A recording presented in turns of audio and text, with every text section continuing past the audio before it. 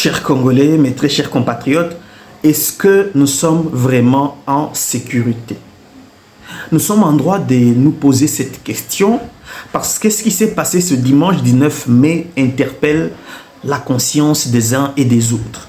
Un groupe d'individus, un groupe d'aventuriers, parce qu'ils sont vraiment des aventuriers, conduit par un certain Christian Malanga, Congolais résident aux États-Unis, a pris le contrôle du palais de la Nation pendant quelques minutes et y a produit un film, des vidéos diffusées en direct sur les réseaux sociaux.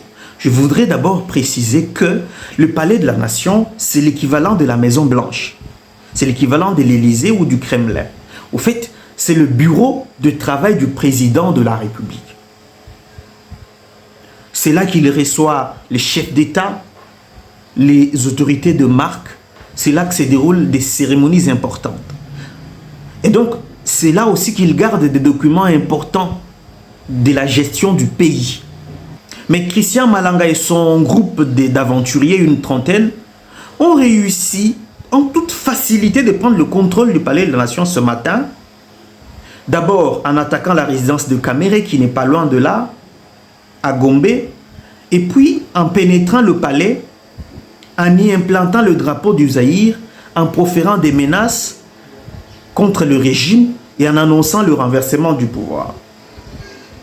C'est vrai que quelques minutes après, félicitations d'ailleurs pour cela au service de sécurité, les militaires sont intervenus et ont maîtrisé les assaillants.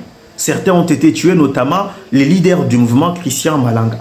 On attend l'aboutissement des enquêtes pour savoir s'il avait des complicités ou il y avait d'autres commanditaires de ce coup d'État manqué, comme l'a dit le porte-parole des FARDC, le général Sylvain Ekenge.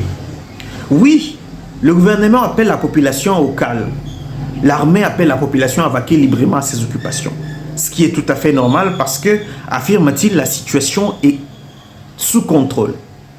Ça, c'est très bien. Mais nous sommes en droit, comme Congolais, de nous interroger si nous sommes réellement en sécurité. Vous savez, on apprend souvent qu'à l'Est, l'armée rwandaise a traversé les frontières, l'armée ougandaise est entrée, les Séléka au nord sont entrés, l'armée angolaise, parfois l'armée zambienne. Et donc, nous apprenons souvent ces choses de loin. Mais cet événement nous permet de comprendre à quel point nous sommes vulnérables. Oui, c'est le cas de le dire. Nous sommes vraiment vulnérables. Comment un individu qui vit aux États-Unis d'Amérique, qui devrait normalement être connu des services d'intelligence congolais parce qu'il entretient un mouvement qui profère généralement des menaces contre les régimes. En 2018, il a, dans des vidéos, promis de renverser Kabila. Il y a des vidéos où il menace de tuer n'importe quelle autorité congolaise dans la diaspora. Il se vante à travers des vidéos et des images comment il est en train de constituer un mouvement, qu'il est en train de former des gens à manier les armes. Normalement, les services devraient entretenir un fichier où des individus comme ça sont suivis de près.